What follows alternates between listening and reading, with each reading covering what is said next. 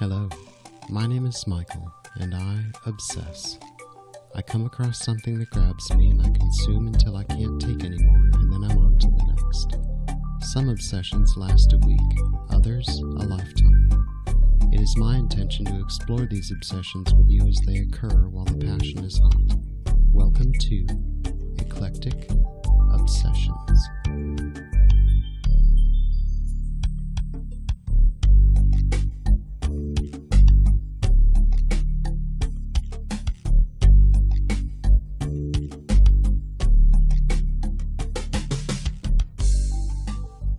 In the fall of 1969, a rumor swept around the world alleging that Paul McCartney, singer and bassist for the Beatles, was dead. In fact, that he had died 3 years ago on November 9, 1966, in a fiery car crash while heading home from the EMI recording studios. Supposedly, the surviving band members, fearful of the effect his death might have on their careers, secretly replaced him with a double named William Campbell, winner of a Paul McCartney lookalike contest. However, they also planted clues in their later albums to let fans know the truth, that Paul was dead. It is their conspiracy we will be exploring on this episode of Eclectic Obsessions. On October 12, 1969, Russ Gibb, a DJ for Detroit radio station WKNR, took a call from a listener who identified himself as Tom. The caller was concerned about the rumors of Paul McCartney's death, and he thought Uncle Russ might be able to explain what was going on. This was news to the DJ, however, and Russ Gibb kept Tom on the line for an extended period as they discussed many of the Paul is dead clues on the air. And who do we have here? What's your name? It's Tom on the line. Yeah, hello, Tom. What's going on? I was going to rant with you about McCartney getting dead. What is this all about? Yeah, well, let's go together. I was at Eastern Michigan. Eastern Michigan, and you heard that McCartney was dead. Yeah, that's right. On October 21st, 1969, WABC-AM, one of the nation's largest radio stations, fired their overnight DJ Roby Young for reporting over the air that Paul McCartney might have died, circulating nationwide the now infamous Paul is dead conspiracy theory. It is 22 before the hour at 1 o'clock, WABC chime time. I just got a call from Georgia. Now, this doesn't mean a heck of a lot, except for the fact that the other night I got a call from Indiana, and the whole thing is about one thing. The fact that there's something very strange about the Beatle Paul. The fact that the Beatle Paul may be dead. In Indiana University, for instance, at Bloomington, there are 30 students working on a research project indicating that the Beatle Paul might be dead. I talked to them last night for an hour and a half. As a DJ on the world's largest radio station, I felt it my business to listen to their claims. And they told me some things which shocked me. And I was up all night last night. And I'd promised myself that I would not say anything on WABC because I'm talking to 40 states right now. And there are a heck of a lot of people listening to this thing. And I'm not going to be cut now because it's 12:39 at night and there's nobody standing by to cut the switch. But I'm going to tell you the truth. These kids at Indiana University have mentioned something very strange about Paul. And I am going to give you the things that they have mentioned. And I hope that you will remember that I told you first, because you're going to hear about this. It seems that there's something strange that happened to the Beatle Paul. We're onto something. We're onto either a very carefully thought-out promotion plot by the Beatles, or a death wish by Paul, or something very, very strange. If you tuned in late, listen to other stations. By now they should have picked it up. After I'm off the air, you'll hear about it. Something strange having to do with the Beatle Paul. But please remember you heard it here first, in the middle of the night, okay? Please do me that favor, because I'm not going to be around that much longer. From that point on, the story took on a life of its own, and within days it was reported in major newspapers and on network TV news. The story remained in the news for a few weeks until Life magazine tracked down Paul McCartney in Scotland and showed a picture of him with his family on the cover of the November 7, 1969 issue under the heading, Paul is Still With Us. Ever since that early morning of Wednesday, November 9, 1966, the Beatles have been leaving clues for us all in their songs, album covers, and photographs alluding to the death of their bandmate Paul McCartney. We will now take a closer look at these clues, beginning with the single Strawberry Fields Forever, and in the fade-out of this song we find our first clue, Let's listen.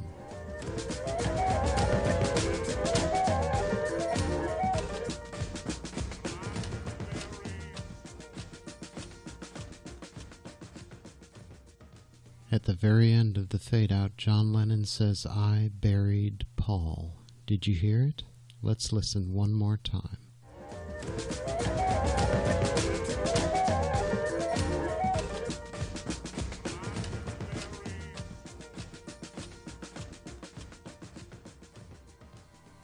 In the following section, we'll be looking at some visual clues, and it will be helpful to you if you got your copy or brought up the artwork to Sgt. Pepper's Lonely Hearts Club Band.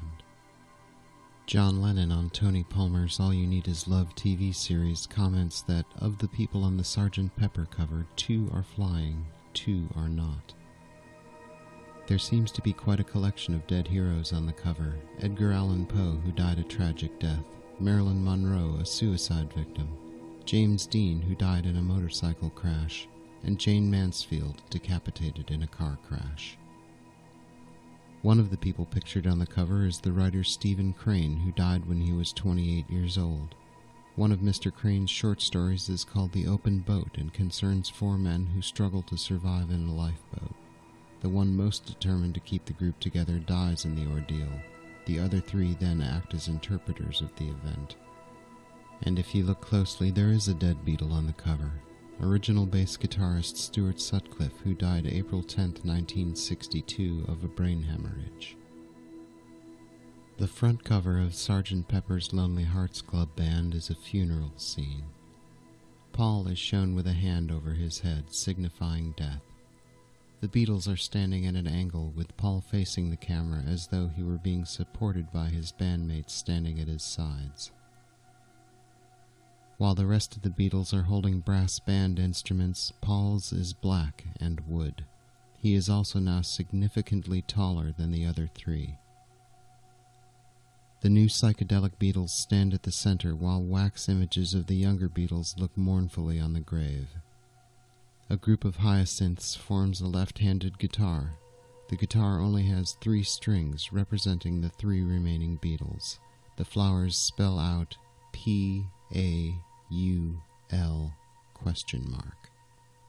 The bass drum is a headstone. Hold a mirror up to the exact middle of the bass drum that features the Sgt. Pepper logo horizontally, and it spells out I-1-I-X, he die.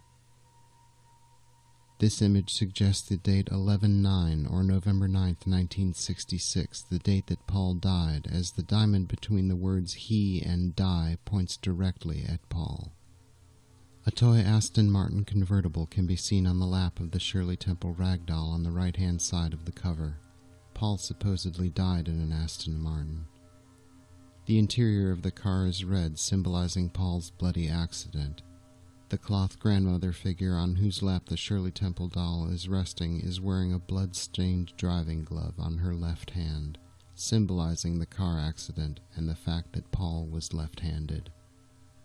The 4-armed doll at the front of the picture is Shiva, one of the principal deities of Hinduism. Shiva is known as the Destroyer and the Transformer. 2 of the doll's arms are raised, one pointing at the wax image of the younger Paul, and the other pointing at Paul himself. The remaining 2 point down at the grave. The inside photo again shows Paul being propped up by the other Beatles. A closer look at Paul's uniform shows his white bars and epaulets trimmed in black for death. He is also wearing a patch which says OPD, meaning officially pronounced dead. In this next segment, it may be helpful for you to get your copy of or bring up the artwork for the album Magical Mystery Tour. On the front cover of Magical Mystery Tour, all 4 Beatles are dressed in animal costumes. Foremost is the Black Walrus, which is Paul. The black again is symbolic of death. His arms are spread wide, as in a crucifixion. Turn the cover upside down and the word Beatles reads as a phone number that, when dialed, allegedly leads to an answering machine message featuring more clues. The image inside the cover shows the Beatles dressed as wizards, but only Paul's wizard hat features black flowers. In the track listing under I Am the Walrus is written in longhand, "No, you're not," said little Nicola. In the inner booklet on page 2, Paul sits in front of a sign reading I, you, was, under Union Jack flags, crossed as they would be in a military funeral. On page 9 in the second panel, Fool on the Hill is shown next to a cartoon image of Paul. The final L in the title extends through Paul's head as though his head were split open, suggesting the injury that Paul sustained in his fatal accident. Also, Paul's eyes are closed in the picture. On page 13, Paul is pictured without shoes. The shoes are to his left, covered in blood. Ringo's bass drum reads, "Love the Three Beatles." On page 25, the Beatles are all wearing carnations, but while the rest of the Beatles have red flowers, Paul's carnation is black. Black carnations are quite rare and avoided mostly because they symbolize mourning and therefore death. When the banquet photo is rotated 90 degrees, a skull appears. Unlike the other images in the booklet, this one does not appear in the movie. On the final page, a hand is over Paul's head. As was the case with the hand over Paul's head on the Sgt. Pepper cover, this was interpreted as a symbol of death, as though Paul were being blessed by a priest before being interred.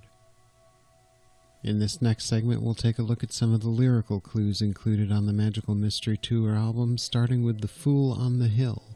The fool is Paul, who is dead and buried, which is why he lies perfectly still. In I Am the Walrus, the song features a sampled recording of a BBC production of Shakespeare's King Lear. The sampled passage includes the phrases, "Slave, thou hast slain me. Villain, take my purse. If ever thou wilt thrive, bury my body. O untimely death. What, is he dead? Sit you down, father, rest you." In Blue Jay Way, the ghostly background vocalizations are as follows. There's a fog upon L.A., Paul, and my friends have lost their way, died. Will be over soon, they said. Paul is buried. In Hello Goodbye, you say goodbye, I say hello, is William Campbell's mention of his arrival and Paul's departure. In All You Need Is Love, no one you can save that can't be saved. Nothing you can see that isn't shown. Yes, he's dead. We loved you. Yeah, yeah, yeah. In I Am the Walrus, the accompaniment at the beginning of the song has a repeating two-note pattern similar to the two-note sirens in use on emergency vehicles in Britain at the time. The references to Pretty Little Policeman and Waiting for the Van to Come refer to the police who were present at the site of Paul's fatal accident but were paid to remain silent. The opening line of the song, I am he, as you are me, and we are all together, indicates that all of the Beatles were involved in the conspiracy. Paul suffered his fatal car crash after squabbling with his bandmates and leaving the recording studio in anger on a stupid Bloody Tuesday. The refrain, I'm crying, is John expressing his grief over Paul's death. The Eggman refers to Humpty Dumpty, who cracked his head open, as did Paul. Yellow matter custard dripping from a dead dog's eye signifies the gruesome injuries that Paul suffered in the crash. The replacement Paul grew a mustache to cover up his face while healing from plastic surgery to look more like the real Paul. Man, you been a naughty boy, you let your face grow long. In the Paul is Dead mythology, the walrus is an image of death. This has been repeated so often in Paul is Dead sources that it is taken as given, but what is the origin of this? Perhaps it started with Fred Labor's article in the Michigan Daily when he jokingly asserted that the word walrus was the Greek word for corpse. Or perhaps because the walrus costume on the cover of Magical Mystery Tour is the only one that's black. A number of sources have tried to identify the cultural origins of the walrus as an image of death, though they're not quite sure what to make of it. And who was the walrus anyway? All of the Beatles are dressed in animal costumes on the cover of Magical Mystery Tour, but it isn't clear who's in each costume from that picture. The Beatles are dressed in the same costumes in the photo on the Magical Mystery Tour booklet performing the song. This photo comes from the Beatles' performance of I Am the Walrus in the film Magical Mystery Tour. Although John plays the piano and sings I Am the Walrus, and the walrus is seated behind the piano in the group photo, little Nicola refutes John's claim that he is the walrus. In the list of the song titles in the inside front cover, I Am the Walrus is followed by No You're Not, said little Nicola. Then, of course, is the intriguing line from Glass Onion on the White Album. And here's another clue for you all. The walrus was Paul. Perhaps the final word on this subject is on the song God on John Lennon Plastic Ono Band. On that most confessional of songs, John sings, "I was the walrus, but now I'm John." Magical Mystery Tour was also the first album to include the backwards Paul is Dead clues. Let's listen to this excerpt from Blue Jay Way forwards and then reversed. Please don't be long. Please don't you be very long. Please don't be long. Or I may be asleep. We'll save me out. Leave my deep.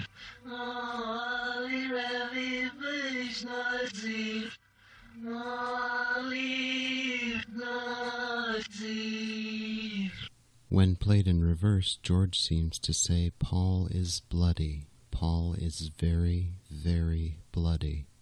Let's listen again.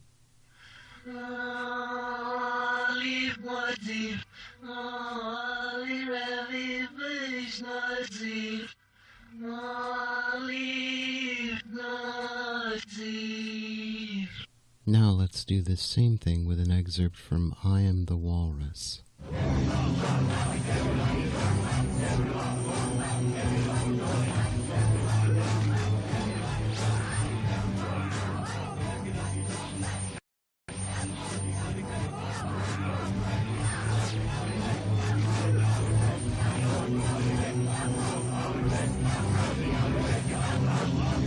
When reversed, the chant seems to become, "Ha ha, Paul is dead. Ha ha, Paul is dead." Let's listen again.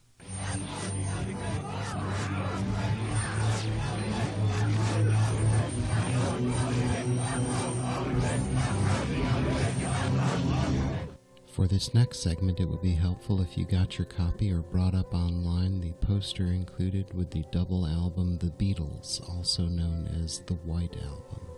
The poster is a collage, and included is a picture of Paul with a mustache and glasses, which is supposedly William Campbell before his Paul makeover. There is a picture of Paul in the bathtub, which parallels how his decapitated corpse looked after the crash. Paul McCartney in profile, clapping and dancing. Right behind Paul there appears to be a pair of skeletal hands reaching out for him. They are said to mean that Paul has been somehow marked for death, and that after his demise, the surviving Beatles added this photo to the poster to alert their fans to the fact that Paul was indeed dead. In this next segment, we'll be examining some of the lyrical clues from the double Beatles album, beginning with Glass Onion, looking through the bent-back tulips to see how the other half live. Paul singing from the grave. I told you about the walrus and me, man. You know we're as close as can be, man. Well, here's another clue for you all. The walrus was Paul. John, positively identifying Paul. I told you about the fool on the hill. I tell you, man, he's living there still.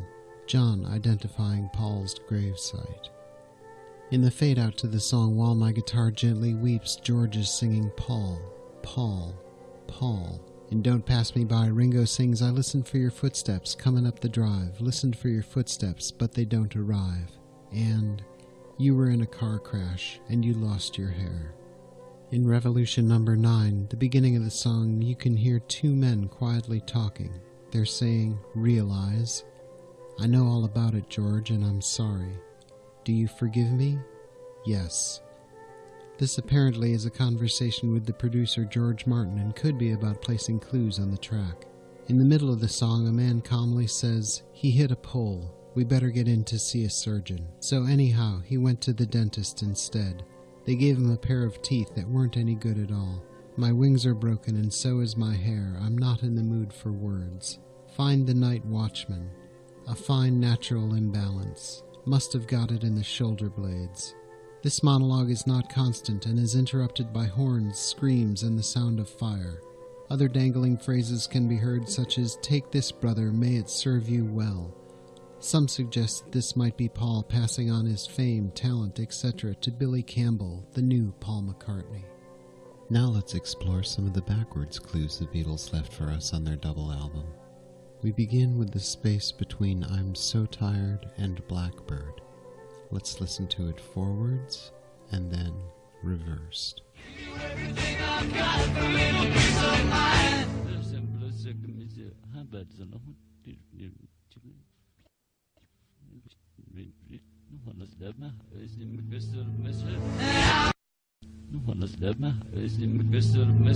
So what did you hear?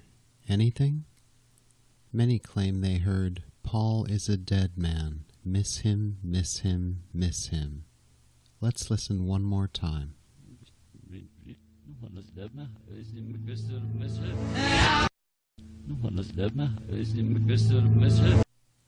And now we've arrived at the most famous backwards clue of them all, contained in the song Revolution Number 9.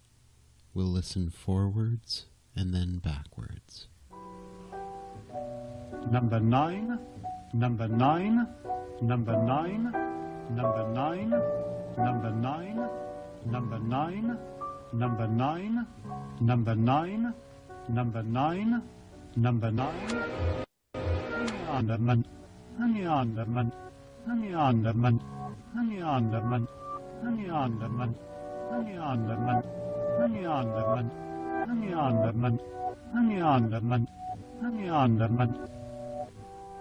Turn Me On, Dead Man. In A Day in the Life on Sgt. Pepper, the Beatles sang, I'd love to turn you on, and now, if in answer several years later we hear a voice saying in a Beatles song, Turn Me On, Dead Man. Underman, honey underman, honey underman, honey underman, honey underman, honey underman, honey underman, honey underman, honey underman, honey underman. The entirety of Revolution Number 9, both forwards and backwards, could be dissected as one large Paul is dead clue, but I'm going to feature one last particularly chilling backwards section before we move on. Listen for the sound of a speeding car, then a lorry sounding its horn and a heavenly choir singing, the bell chimes of a fire engine, and then Turn Me On, Dead Man, Turn Me On. And then the chatter of a gathering crowd before Paul starts screaming, Let me out, let me out.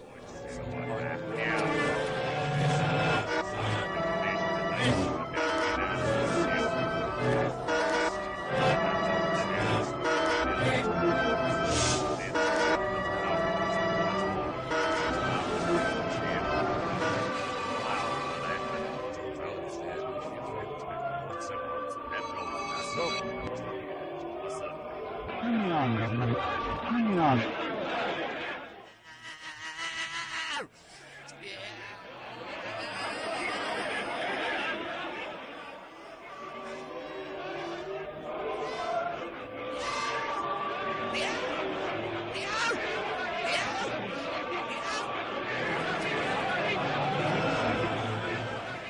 In this next section, we'll be looking again at visual clues, and it may be helpful for you to get your own copies of or bring up the artwork for both the albums Yellow Submarine and Abbey Road. On the Yellow Submarine cover, there's a hand above Paul McCartney's head, signifying once more that Paul was dead. The front cover of the Abbey Road album is a funeral procession. Leading the procession is John, wearing white, symbolizing the clergy. Ringo, dressed in black, is an undertaker or pallbearer. George, dressed in denim work clothes, is the gravedigger, and Paul, in a suit, is the corpse. He is out of step with the other Beatles, leading with his right foot instead of with his left. Also, Paul's eyes are closed, and he is holding a cigarette in his right hand, even though the real Paul McCartney was left-handed. The license plate on the Volkswagen reads LMW28IF. Linda McCartney weeps. Paul would have been 28 if he was still alive. Turning our attention now to the rear cover, the dots to the left of the B in Beatles can be connected to form a 3, indicating that there are now only 3 Beatles. There's a crack running through the word Beatles and a skull barely visible to the right of the sign. It's all bloody stupid, complained Paul McCartney when he was interviewed by Life magazine in the fall of 1969. On Abbey Road we were wearing our ordinary clothes. I was walking barefoot because it was a hot day. the Volkswagen just happened to be parked there. In this next section, we're going to take a look at some of the lyrical clues from the album Abbey Road, beginning with the song Come Together. Here Come Old Flat Top might refer to the injuries to the head Paul sustained in his fatal crash. He Wear No Shoe Shine may refer to the barefoot Paul in the cover photo for the LP. Got to Be Good Looking 'Cause He's So Hard to See may refer to the absence of the cute Beatle. Got to Be a Joker, He Just Do What He Please might refer to the great hoax, Paul's replacement by a lookalike. And the line, 1 and 1 and 1 is 3, might mean that there are now 3 Beatles instead of 4. Come together, right now, over me. Paul's words from the grave. And now let's take a look at the medley that concludes side 2 of Abbey Road. The Sun King was the name given to Louis XIV of France. This powerful monarch was the subject of Alexander Dumas' Man in the Iron Mask, a piece of historical fiction about a twin brother of Louis who was sentenced to wear an iron mask to prevent his public identification. However, the twin ended up replacing the real Louis without anyone but his closest associates knowing about the switch. The whole scenario resembles the theory of Paul being replaced and the change being covered up. You Never Give Me Your Money contains the line, all good children go to heaven. Golden slumbers is the big sleep, death. Carry That Weight could be interpreted as a pallbearer's task as well as a heavy burden on the remaining Beatles after Paul's death. The medley concludes with The End. Now, if you get your copy of or bring up the artwork for the Let It Be album, you'll see on the front cover the other Beatles are pictured on a white background where Paul's background is blood red. Looking at the audio clues, the only backwards clue here is from the song Let It Be. Let's listen to it now. Let it be, let it be, let it be, let it be.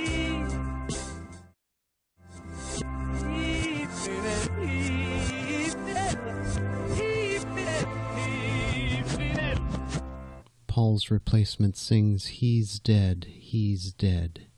Did you hear it? Let's listen again.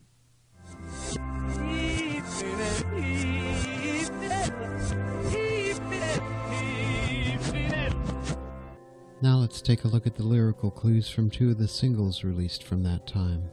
The first being Lady Madonna. The line, Wednesday morning papers didn't come, refers to an English newspaper recalling Wednesday's paper which reported Paul's crash. You know my name, look up the number. After the cuckoo clock chimes, a phone rings, and a number is recited. Calling this number will present you with a recorded announcement containing more clues. In this next section, we're going to take a look at clues included in Beatle movies, the first being Magical Mystery Tour.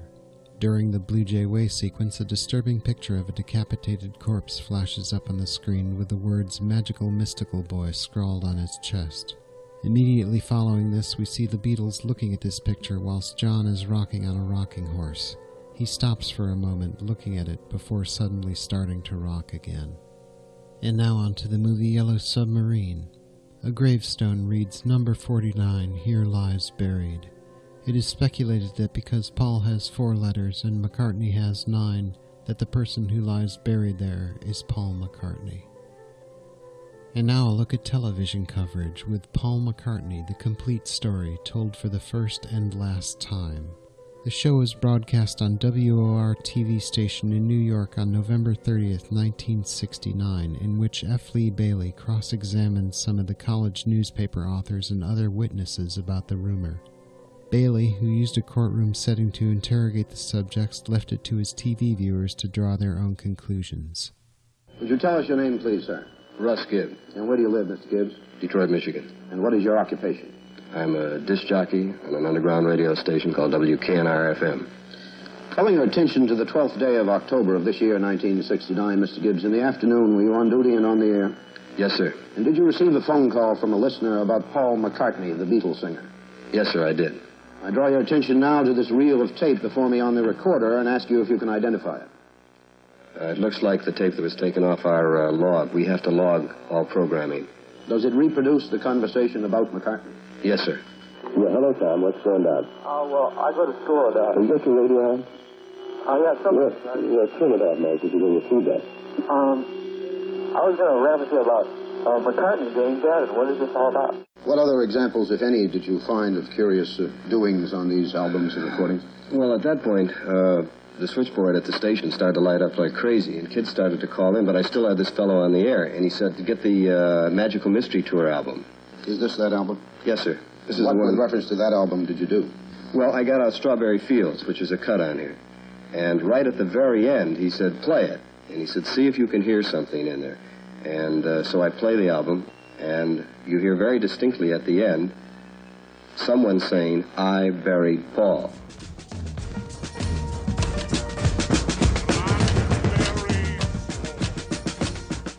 May we have your name, sir?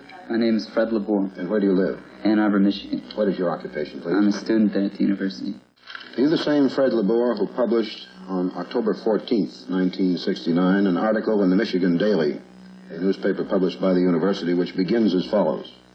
Paul McCartney was killed in an automobile accident in early November 1966 after leaving EMI recording studios tired, sad, and dejected. Right, I wrote that story. Do you know for a fact that that's true? No, I don't. Why did you publish it? Well, I was supposed to... They asked me to review Abbey Road, which was the current Beatle album.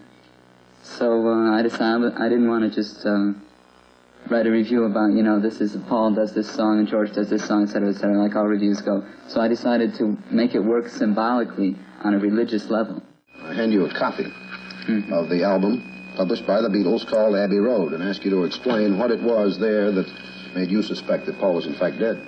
The four Beatles are crossing a street called Abbey Road, and they are leaving what appears to be a cemetery on the left-hand side of the album cover. The first Beatle, John Lennon, is dressed in white and with long hair, looks either like a doctor or a minister or even a Christ-like figure, a God-like figure. The next man walking across the street is Ringo, who's dressed as an undertaker. The next man is Paul, who's wearing an outdated suit. He's barefoot, which would suggest a corpse. And George Harrison is wearing denim clothes like he's a grave digger. What significance, if any, do you attach to the parked Volkswagen with a registration plate on the back? Well, the license plate says 28 if, and if Paul McCartney were alive today, he would be in his 28th year of existence. In other words, he would be 27 looking toward his 28th birthday. Correct. That's correct. I ask you to reverse the album and tell me whether or not you find anything on the rear of the album that to you is suspicious or appears to be deliberate. Well, there are 3 dots in the wall up near the top that appear, if a line was drawn between them, it appears to make the number 3, so it would read 3 Beatles. Would you connect them up as you suggest? 3 Beatles. And you say that that was intended to be a message that there are now alive only 3 Beatles? Oh, I don't know if it was intended to be that at all. But it's evidence that you find persuasive to Yeah, it's a coincidence in a series of hundreds of coincidences in the albums. November 7th, 1969. Life magazine sent a team of London correspondents and a photographer to the remote reaches of Scotland on an unannounced visit to Paul McCartney's farm. Hoping to avoid detection, the Life team hiked 4.5 miles across cold moors and muddy fields until they approached the farmhouse of the missing Beatle. However, McCartney's sheepdog Martha soon began barking at the interlopers. Paul then ran outside and began yelling at the reporters, charging them with trespassing. The photographer in the group, Robert Graham, began snapping pictures of an enraged McCartney, and for his efforts, Graham was drenched with a bucket of water. The Life team then retreated down the road. McCartney, meanwhile, back in his kitchen, reviewing what had just happened, realized he had been perhaps a bit too harsh. He then jumped into his Land Rover, caught up with the group, and invited them back to the house for a cup of tea. After some discussion, a bargain was struck. Paul agreed to give the Life correspondents an exclusive interview. In return, Robert Graham agreed to give Paul the film and his camera. And Paul, in remarks to the journalist Dorothy Bacon, said, "Perhaps the rumor started because I haven't been much in the press lately. I have done enough press for a lifetime, and I don't have anything to say these days. I'm happy to be with my family, and I will work when I work. I was switched on for 10 years, and I never switched off. Now I am switching off whenever I can. I would rather be a little less famous these days. I would rather do what I began by doing, which is making music. We make good music, and we want to go on making good music. But the Beatle thing is over. It has been exploded, partly by what we have done, and partly by other people." We are individuals, all different. John married Yoko. I married Linda. We didn't marry the same girl. The people who are making up these rumors should look to themselves a little more. There is not enough time in life. They should worry about themselves instead of worrying whether I am dead or not. What I have to say is all in the music. If I want to say anything, I write a song. Can you spread it around that I am just an ordinary person and want to live in peace? We have to go now. We have 2 children at home. And then, following the release of Let It Be in 1970, the Beatles broke up. But the clues didn't stop. Let's look at some of the lyrical clues from their solo years, beginning with John Lennon's How Do You Sleep? He sings, "Those freaks was right when they said you was dead." In Ringo's Back Off Boogaloo, "Wake up, meathead, don't pretend that you are dead. Get yourself up off the cart." Much later, in the Paul is Live release, he parodies the Abbey Road cover. The Volkswagen Beatles license plate is edited to read 51 is, indicating that he is alive and his age at the time was 51. Paul is wearing shoes. His left foot is forward.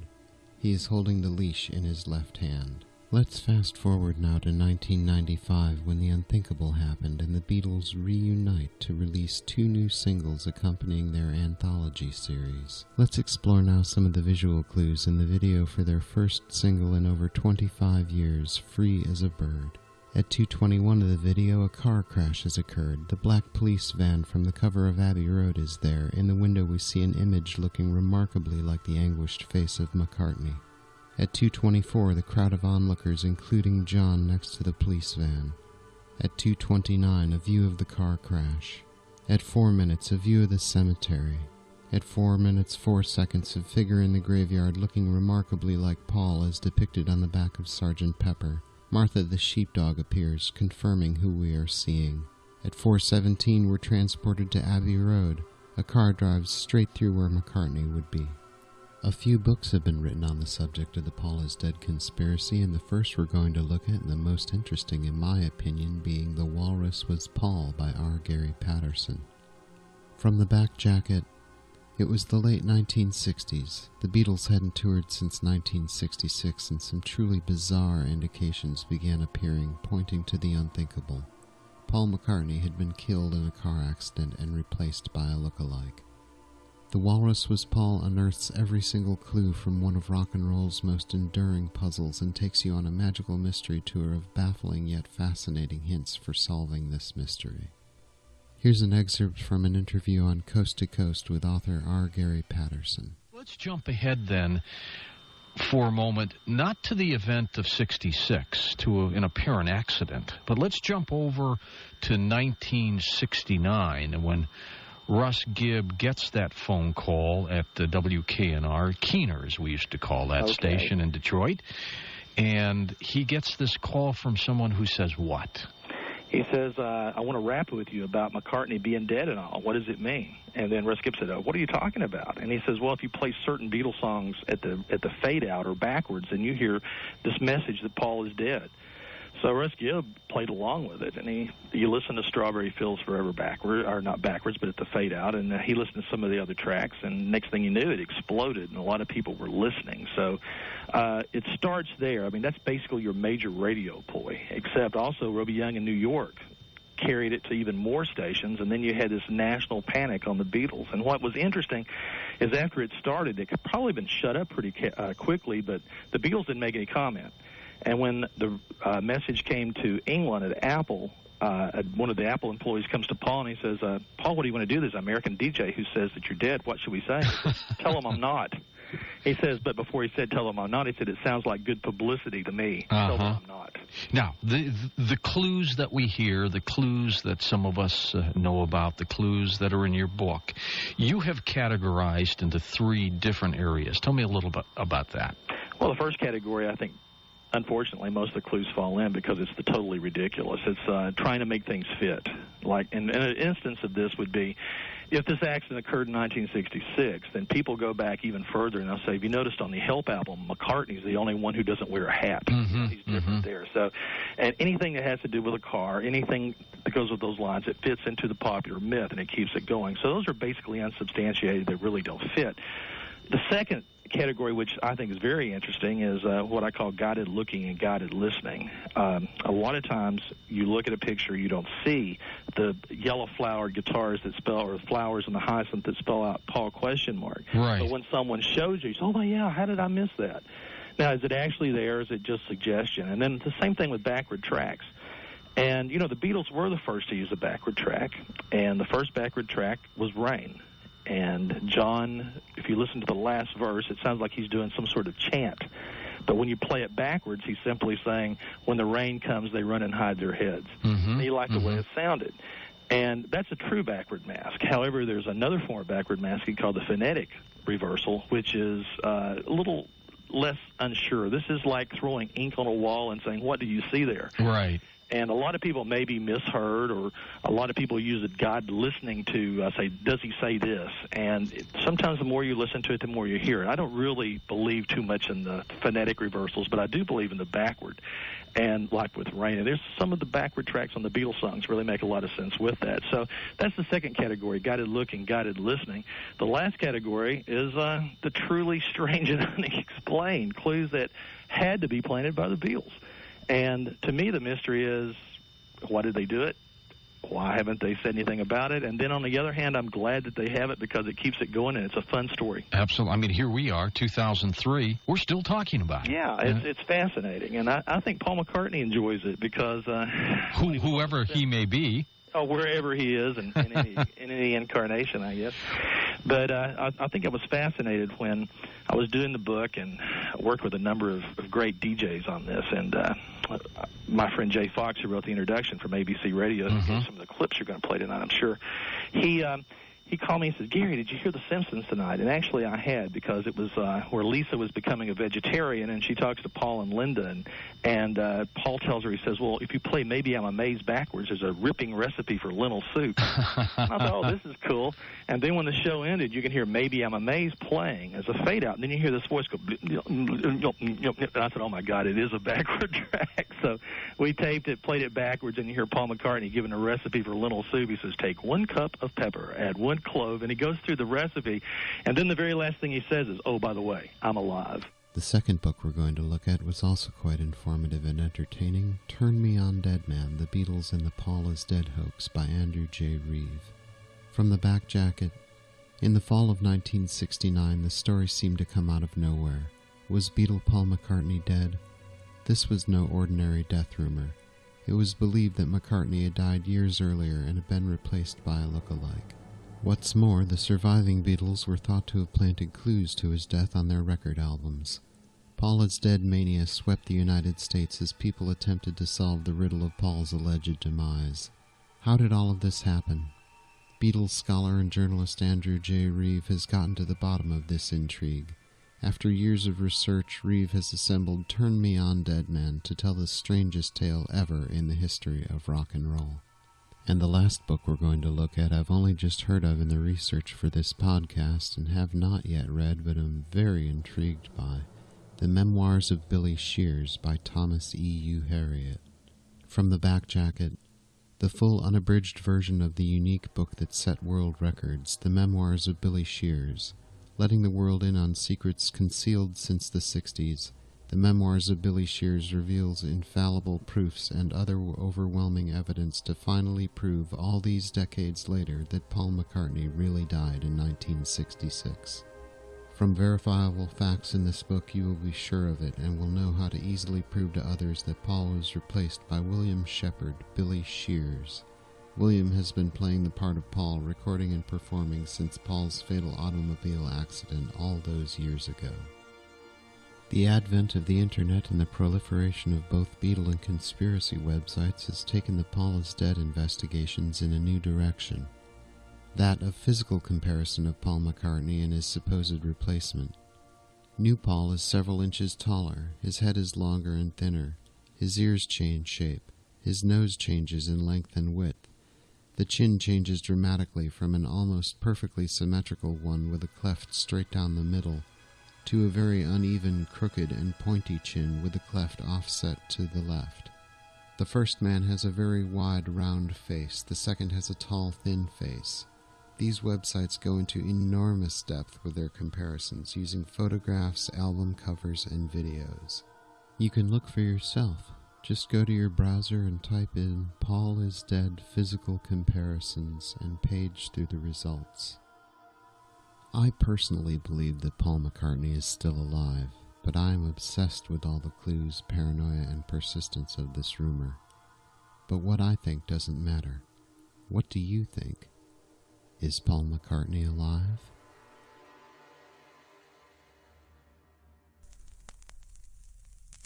Thank you for listening to Eclectic Obsessions. If you like what you've heard, please subscribe on iTunes. Leave me a review. All 5-star reviews will be read on the show. You can follow us on Facebook at facebook.com/Eclectic Obsessions. On Twitter at Eclectic Obsess1. On Instagram at Instagram.com/Eclectic_Obsessions_podcast. And on YouTube at Eclectic Obsessions. I'd love to hear what you think. Feel free to email the show at ecobpod@gmail.com. We'll be back in 2 weeks with a new Eclectic Obsession.